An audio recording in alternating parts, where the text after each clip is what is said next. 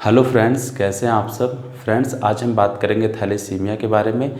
तो थैलेसीमिया सबसे पहले देखेंगे फ्रेंड, थैलेसीमिया है क्या और क्या प्रॉब्लम आती है थैलेसीमिया से। ठीक है, तो हम ये जानते हैं फ्रेंड कि जो थैलेसीमिया ये भी क्या है, एक autosome linked recessive blood disease है।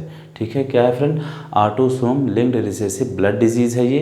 इसमें क्या होता है फ्रेंड थैलेसीमिया में कि जितना हीमोग्लोबिन मालिक्यूल बनना चाहिए उतना हीमोग्लोबिन बन नहीं पाता है। यह एक क्वांटिटेटिव प्रॉब्लम है। मींस यहाँ पे क्या मैंने कहा, ये ब्लड डिजीज़ है तो इसमें जो हीमोग्लोबिन की क्वांटिटी होती है वो कम हो जाता है। तो देखते हैं फ्रेंड इसके बारे में। ठीक है, तो हमने क्या बताया कि it is an autosome linked recessive blood disease, recessive blood disease.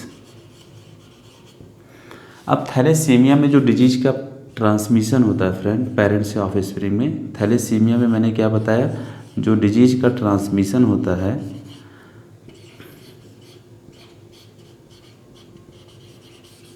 Thalassaemia में जो डिजीज का ट्रांसमिशन होता है फ्रेंड, पेरेंट्स से ऑफस्प्रिंग में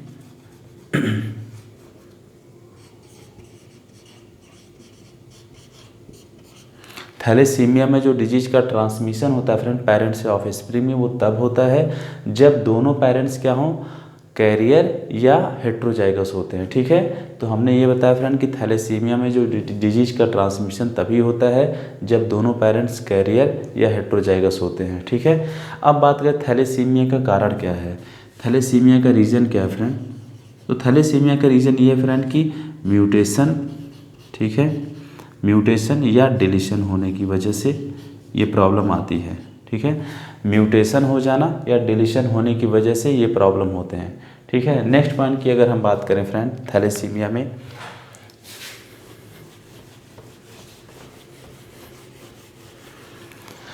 हम जानते हैं कि जो हीमोग्लोबिन होता है फ्रेंड, हीमोग्लोबिन में 4 चेन होते हैं, 2 अल्फ़ा और 2 बीटा चेन। ठीक है, तो जो alpha beta rate of synthesis होती है, rate of synthesis of alpha beta chain is reduced. ठीक है फ्रेंड, तो अल्फा जो रेट ऑफ सिंथेसिस होता है फ्रेंड अल्फ़ा बीटा चेन की, वो क्या हो जाता है, कम हो जाता है। तो हमने क्या बताया कि rate of synthesis of alpha beta chain is reduced. जो अल्फ़ा बीटा चेन की सिंथेसिस होती है, अल्फ़ा बीटा चेन ये हीमोग्लोबिन बनाते हैं, तो जब इनकी सिंथेसिस अल्फ़ा बीटा की सिंथेसिस कम हो जाता है तो इससे एबनॉर्मल हीमोग्लोबिन बनता है। कैसा फ्रेंड, एबनॉर्मल हीमोग्लोबिन बनता है, एबनॉर्मल हीमोग्लोबिन, जिससे पर्सन में क्या हो जाता है, पर्सन को एनीमिया हो जाती है फ्रेंड। क्या हो जाता है, एनीमिया, जो इस डिजीज का क्या है, कैरेक्टर है। तो हमने अभी तक क्या क्या बताया, हमने ये बताया फ्रेंड कि जो थैलेसीमिया है यह एक autosome linked recessive blood disease है। नेक्स्ट पॉइंट की बात किया कि थैलेसीमिया में जो डिजीज का ट्रांसमिशन होता है वो तब होता है जब दोनों पेरेंट्स क्या होते हैं, कैरियर या हेट्रोजाइगस होते हैं। थैलेसीमिया का कारण क्या है फ्रेंड, डिलीशन या म्यूटेशन हो जाना। ठीक है, नेक्स्ट पॉइंट की हमने बात किया कि जो रेट होता है, rate of synthesis of alpha beta chain is reduced, मतलब अल्फ़ा और बीटा चेन की सिंथेसिस कम हो जाने की वजह से एबनॉर्मल हीमोग्लोबिन बनता है। ये एबनॉर्मल हीमोग्लोबिन बनने की वजह से पर्सन में क्या हो जाता है, एनीमिया, पर्सन को क्या हो जाता है फ्रेंड, एनीमिया हो जाता है। अब हम बात करते हैं कि हम ये क्लासीफाइड कर सकते हैं थैलेसीमिया के कि कौन सा चेन अफेक्टेड है इसमें। ठीक है,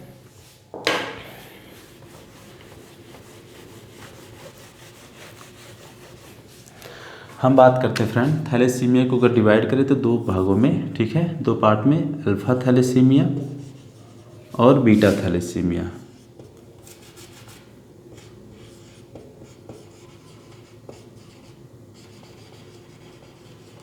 ठीक है फ्रेंड, तो जो अल्फ़ा थैलेसीमिया है, अल्फ़ा थैलेसीमिया में क्या होता है फ्रेंड, प्रोडक्शन ऑफ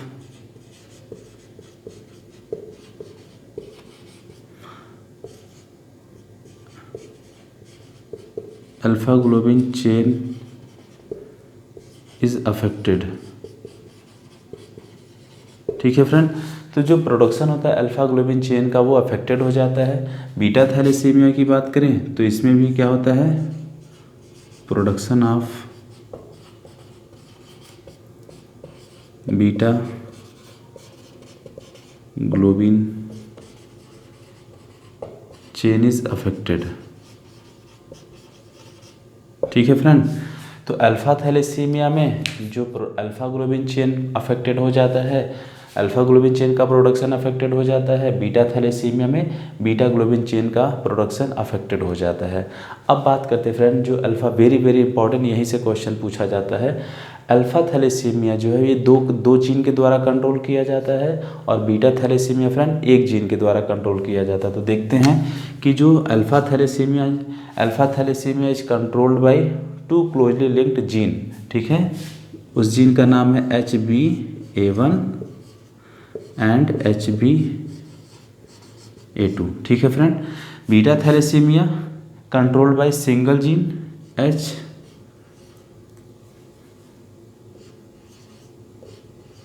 HBB। ठीक है फ्रेंड। हमने ये बताया फ्रेंड कि जो अल्फा थैलेसीमिया होता है और बीटा थैलेसीमिया, तो अल्फा थैलेसीमिया दो जीन के द्वारा कंट्रोल किया जाता है और बीटा थैलेसीमिया सिंगल जीन के द्वारा कंट्रोल किया जाता है। अब बात करते हैं कि ये जो दो जीन हैं ईच पेरेंट के क्रोमोसोम 16, ठीक है, क्रोमोसोम 16 पे लोकेटेड होते हैं। तो हमें पता है फ्रेंड जो जीन्स होते हैं कहाँ पे लोकेटेड होते हैं, क्रोमोसोम पे। ये जो बीटा थैलेसीमिया का जो जीन होता है ये ईच पेरेंट के कहाँ पे फ्रेंड, क्रोमोसोम नंबर 11 पे, किस क्रोमोसोम नंबर 11 पे। ठीक है। तो हमने ये क्या क्या बात किया फ्रेंड, थैलेसीमिया हमने बताया कि थैलेसीमिया को क्लासिफाइड किया जा सकता है कि कौन सा चेन अफेक्टेड है, हीमोग्लोबिन मॉलिक्यूल का कौन सा चेन अफेक्टेड है। तो हमने अल्फा थैलेसीमिया देखा। अल्फा थैलेसीमिया में ये देखा फ्रेंड कि जो प्रोडक्शन होता है अल्फा ग्लोबिन चेन का वो अफेक्टेड हो जाता है। बीटा थैलेसीमिया में बताया कि production of beta globin chain is affected. और अल्फा थैलेसीमिया जो होता है ये दो जीन के द्वारा कंट्रोल होता है, HBA1 और HBA2। ठीक है। और ये दोनों जीन जो होते हैं प्रत्येक पेरेंट्स के क्रोमोसोम नंबर 16 पे प्रेजेंट होते हैं। नेक्स्ट की पॉइंट की बात करें तो बीटा थैलेसीमिया में सिंगल जीन के द्वारा कंट्रोल होता है और ईच पेरेंट के क्रोमोसोम नंबर 11 पे लोकेटेड होते हैं। नेक्स्ट पॉइंट की अगर हम बात करें फ्रेंड्स, जैसे कि अब बात करते हैं NCERT में दिया, मैं सारी पॉइंट्स NCERT की ही बात किया फ्रेंड। यहाँ पे हमने ये देखना है कि फ्रेंड सिकल सेल एनीमिया और थैलेसीमिया दोनों में डिफरेंस क्या है। ये थैलेसीमिया और सिकल सेल एनीमिया ये दोनों हीमोग्लोबिन से रिलेटेड प्रॉब्लम हैं। थैलेसीमिया और सिकल सेल एनीमिया में बस यही डिफरेंट है फ्रेंड कि थैलेसीमिया में जितना हीमोग्लोबिन मॉलिक्यूल बनना चाहिए उतना हीमोग्लोबिन बन नहीं पाता है। तो यह एक क्वांटिटेटिव प्रॉब्लम है। कैसा प्रॉब्लम है, थैलेसीमिया एक क्वांटिटेटिव प्रॉब्लम है। सिकल सेल एनीमिया में क्या होता है, जितना हीमोग्लोबिन मॉलिक्यूल बनना चाहिए उतना हीमोग्लोबिन मॉलिक्यूल बनता है लेकिन उसकी क्वांटिटी खराब होती है। तो सिकल सेल एनीमिया एक क्वालिटेटिव प्रॉब्लम है और थैलेसीमिया कैसा प्रॉब्लम है, क्वांटिटेटिव प्रॉब्लम है। ठीक है फ्रेंड। तो फ्रेंड आज बस इतना ही, इसके नेक्स्ट वीडियो में हम अलग से डिस्कस करेंगे। ठीक है फ्रेंड, नेक्स्ट टॉपिक के बारे में। तो आज के लिए बस इतना ही। अगर मेरा वीडियो फ्रेंड अच्छा लगा हो so please like and subscribe to my channel. Thank you.